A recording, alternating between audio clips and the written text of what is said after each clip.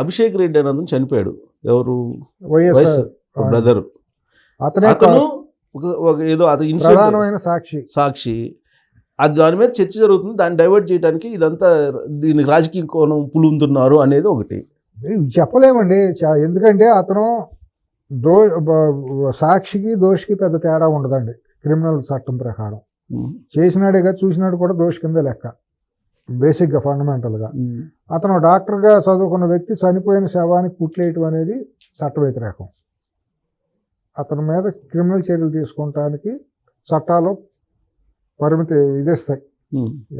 ఎప్పుడూ కూడా ఎథికల్గా తెలిసిన డాక్టర్ ఎవరో కూడా మెడికల్ కౌన్సిల్ నామ్స్ ప్రకారం శవానికి మెడికో లీగల్ కేసు అయిన శవానికి ముట్టుకోకూడదు, కుట్లేయకూడదు, పోస్ట్ మార్టానికి పంపించాలి.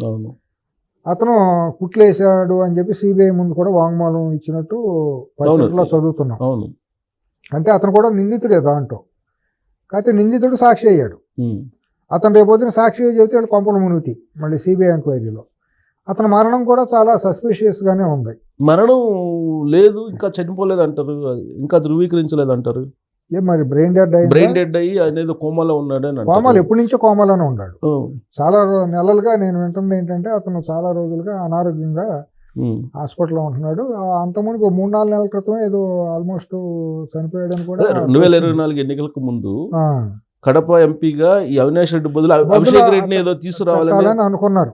అప్పుడు అరెస్ట్ అయితే సిబిఐ కనుక అరెస్ట్ అయ్యి జైల్లో పెడితే అతను తీసుకురావాలి, అతన్ని పెట్టాలని కూడా ఆల్మోస్ట్ ప్రిపేర్ చేశారు. వాళ్ళ కజిన్ అనే మాట అని అన్నారు. ఎవరు డాక్టర్ అంటాను అన్నారు. వైజాగ్ లో ఇతను ఆర్థోపెడిషన్ ఉంది. నాకు ఆ వివరాలు తెలియదు. నాకు తెలిసినంత వరకు ఆర్థోపెడిషన్ కొంచెం మంచి డాక్టర్ అని అంటున్నారు.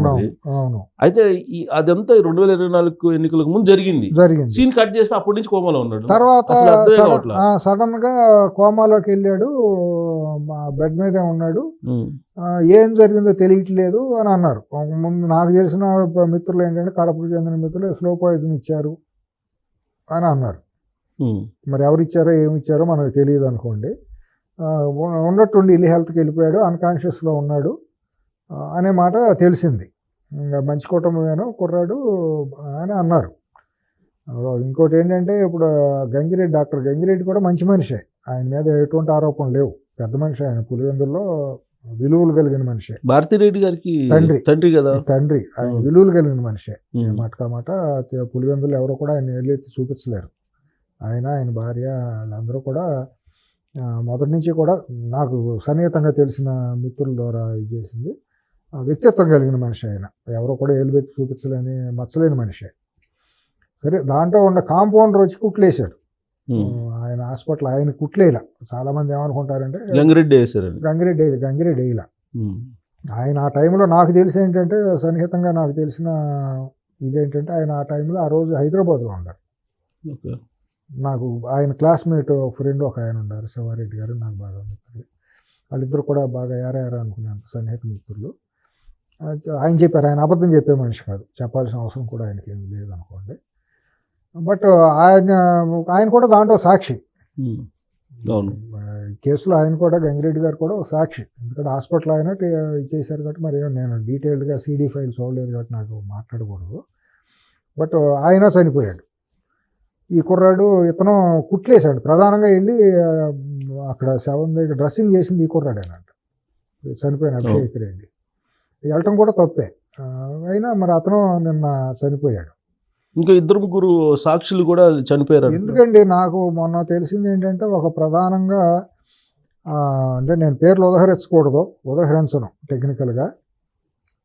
ఆయన వివేకానంద రెడ్డి గారు చనిపోయినప్పుడు ఒక ప్రధానమైన వ్యక్తులు, 2 భార్యాభర్తలు హెలికాప్టర్లో వెళ్ళాల్సిన వాళ్ళు బై రోడ్డుగా వెళ్ళారు. హైదరాబాద్ నుంచి, బంజారా హిల్స్ నుంచి వెళ్ళేటప్పుడు 3-4 ఫోన్లు, 3-4 సిమ్ కార్డులు మాట్లాడుకుంటూ వెళ్ళారు.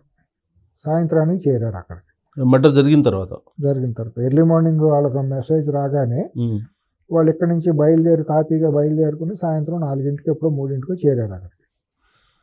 ఆ కారు డ్రైవరు అనుమానాస్పద స్థితిలో చనిపోయాడు అని నేను విన్నాను. కారులో వీళ్ళు వెళ్ళేటప్పుడు మాట్లాడుకుని ఇది ఉంటుంది కదా, అది అవన్నీ మామూలే. అనేది తెలిసింది, మోడస్ ఆపరాండి మనకు తెలిసింది. అది అదంతే, అదేం నరమేధం అంటాం కదా, వాళ్ళు ఆ చైన్ మడ్డలు అట్లా వెళ్ళిపోతూ ఉంటాయి. గంగిరెడ్డిది కూడా ఆ జాబితానేనా? దేవుడికి తెలియాలి ఇంకా, అంతే అనుకుంటున్నారు జనం అందరూ అనుకునేది అంతే. పులివెందుల నుంచి తాడేపల్లి నుంచి హైదరాబాద్ నుంచి విజయవాడ నుంచి ప్రపంచం అంతా అదే అనుకుంటుంది. నిజాలు దేవుడికి తెలియాలి. సో వివేకానంద రెడ్డి మర్డర్ కేసులో సాక్షులుగా ఉన్న వాళ్ళు ఒక్కొక్కళ్ళు చనిపోతారు. పరిటాల రవి కేసు అంతేగా. పరిటాల రవి కేసు ఏమైంది? పరిటాల రవి కేసులో మొద్దుసీను దగ్గర నుంచి మొదలెడితే ఓంప్రకాష్ అందరూ అంతే కదా, సూరి వీళ్ళందరూ అంతే కదా, డాక్టర్ సాంబశివరావు అంతే. అది దాంట్లో భాష అని ఒక గన్మ్యాన్, భాష అని ఒక గన్మ్యాన్ చనిపోయాడు. ఇది చాలా మిస్టీరియస్ ఇవన్నీనండి. ఇప్పుడు వీటన్నింటినీ మనం మాట్లాడలేము. ఇప్పుడు అభిషేక్ రెడ్డిది కూడా అదే సేమ్ అదే జాబితాలోకి వస్తుంది. అంతేగా మరి, అంతే అనుకోవాల్సి వస్తుంది. ఇప్పుడు దీని మీద చర్చ జరుగుతుంది. ఎందుకంటే 2-3 రోజుల క్రితం ఇతను చనిపోయాడు అనే వార్త వచ్చింది బయటికి. మళ్ళీ కాదు చనిపోలేదు ఇంకా అనేది ఉన్నాడు. ఇంకోటండి, ఇంకా ఇదేంటంటే వాళ్ళు చంద్రబాబు నాయుడు గారు గోదావరి పుష్కరాలు దాన్ని కూడా వండి వార్చారండి 5 ఏళ్ల పాటు. అవును.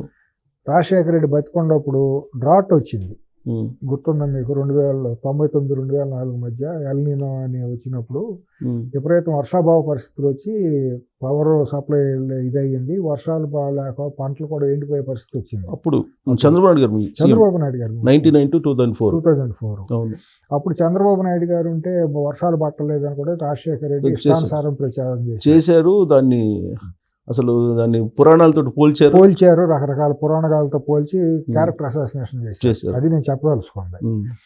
తర్వాత గోదావరి 2014లో గోదావరి పుష్కరాల్లో దురదృష్టవశాత్తు చనిపోతే దానికి కూడా మళ్ళీ కొంతమంది వీళ్ళందరూ చేరి ఆయన్ని ఆ క్యారెక్టర్ని అసాసినేషన్ చేసుకుంటూ వచ్చారు. ఇప్పుడు మళ్ళీ రాయలసీమ కాలకేయుల ముఠ మళ్ళీ స్టార్ట్ చేశారు. ఎందుకంటే మళ్ళీ ఇదిగో చూసావు ముక్కోటి ఏకాదశి గట్ట అయిపోయింది అవటం మూలానే దుర్మార్గమైన ఇది మొదలెట్టారు. అది మరి సమీక్షించుకోవాల్సిన తెలుగుదేశం పార్టీ అధిష్టానం, తెలుగుదేశం పార్టీలో ప్రధానమైన నాయకులు, పదవులు అనుభవిస్తున్న వాళ్ళు మరి కృతజ్ఞత ఉండాలిగా మంత్రులకి, వీళ్ళందరికీను. వాళ్ళు మాట్లాడగానే వీళ్ళు కూడా రేసు కుక్కలాగా పడిపోవాలి వాళ్ళ మీద. ఎక్కడో మాట్లాడేది ఏం మాట్లాడుతున్నారని ఒకటంటే 2 అనాలి కదా, లేకపోతే తయారు చేసుకోవాలి. అటువంటి వాయిస్లో ఉండాలని తయారు చేసుకోవాలి కదా. వీళ్ళు ఎందుకు వెనకబడుతున్నారు తెలుగుదేశంలో? ఎందుకు? అధికారం చేతిలో ఉంది. వాడు ఒకడు మాట్లాడుతా అంటే తామలపోతాను కానీ తాటి మట్టతో పట్టపట్ట 4 అనాలి కదా. ఎందుకు మాట్లాడలేకపోతున్నారు? వాళ్ళు ఏదో డార్లింగ్ కేసులో ఇక్కడ చేసుకుంటున్నారు కొంతమంది హైదరాబాద్. అది మా అధిష్టానం సమీక్షించుకోవాలి. అటువంటి డార్లింగ్లోనూ లవర్స్ ఉంటే పక్కన పెట్టుకోవాలి. వాళ్ళతో ముందుకెళ్తామనంటే ఇట్లా సంకనాగిపోతుంది, పార్టీ పోతుంది, అన్నీ పొరుగు పోతుంది. అది ఆలోచించుకోవాలి వాళ్ళందరూ. ఇవాళ వచ్చింది వాళ్ళ కోసం కాదండి, తెలుగుదేశం పార్టీ కోసం ఇంకోటి కోసం కాదండి. ఇది సమాజం కోసం, రాష్ట్రం కోసం మాట్లాడుతున్నామండి. రాష్ట్రం బాగుండాలండి. తెలుగుదేశం మూలానే రాష్ట్రం అని నేను అంటలేదు. పార్టీ అది ఒక ప్రధానమైన పార్టీ. అది దరిదాపు 5 కోట్ల మంది జనాభా, దాంట్లో అన్ని వర్గాలు, అన్ని కులాలు, అన్ని మతాలు ఉంటాయి. రాష్ట్రం బాగుండాలంటే ఆ వైసీపీ అనే కాలకేయులు, ఆ రాక్షసులు అనేవాళ్ళు ఉండకూడదు. ఇంకెవరైనా రావచ్చు, బీజేపీ వచ్చినా, జనసేన వచ్చినా, తెలుగుదేశం వచ్చినా, కమ్యూనిస్ట్ వచ్చినా, కాంగ్రెస్ వచ్చినా, ఎవరు వచ్చినా మనకి అభ్యంతరం లేదు. ఈ వైసీపీ అనేది మాత్రం అక్కడ నామరూపాలు లేకుండా ఉండాలి. ఎందుకంటే రాష్ట్ర భవిష్యత్తు కోసం. మీరు చెప్పింది నిజంగా రాజకీయంగా వాళ్ళు నామరూపాలు లేకుండా ఉండాలంటే ముందు వీళ్ళు సక్రమంగా ఉండాలి కదా. ఉండాలి, అది నేను అనేది. ఎక్కడ ఉంటారు మీరు? ఇప్పుడు రాము ఎమ్మెల్యే, ఆయన అనుచరుడేమో దుర్మార్గం, సిగ్గుచేటు. పార్టీ అధిష్టానం సిగ్గుతో తలంచుకోవాలి. ఇప్పుడు ఏం సమాధానం చెబుతుందో చూడాలి. మరి ఎంత అవివేకం అండి. ఇప్పుడు ఒక ప్రధానమైన కేసులో అప్పుడు అతను ఒక ఎంపీ, రఘురామకృష్ణరాజు ఎంపీ మీద హత్యాయత్నం జరిగింది. వీడు వెళ్ళిపోయి రొమ్ముల మీద ఎగిరి కూర్చున్నాడు. అతనికి పలానా తులసి అనే పేరు ఉంది అని ఎంపీకి తెలియదు కదా అప్పటికి. ఎవడో తెలియదు, ఎవడో లావటాడు కూర్చున్నాడు అనేది చెప్పాడు. 115 కేజీలు ఉన్నాడు, నేను చచ్చిపోయాను అనుకున్నాను అనే మాట ఆయన చెబుతా వచ్చాడు. తర్వాత ముఖానికి మాస్కులు కట్టుకున్నాడు, చేశాడు అని చెప్పి వచ్చింది. మాస్కులు కట్టుకుని 3 అతను కాకుండా వచ్చారని వచ్చింది. నిజం ఎప్పుడైనా నిలకడ మీద తేలుతుంది కదా. సరే, ఏదో యాదృచ్ఛికంగానో లక్కీగానో గుర్తుపెట్టాడు. తీగలాగితే ఏంటంటే మొత్తం చూస్తే సునీల్ కుమార్ అనేవాడికి ఐపీఎస్కి ఈడు బినామీ ఏజెంట్ అని చెప్పి తేలింది.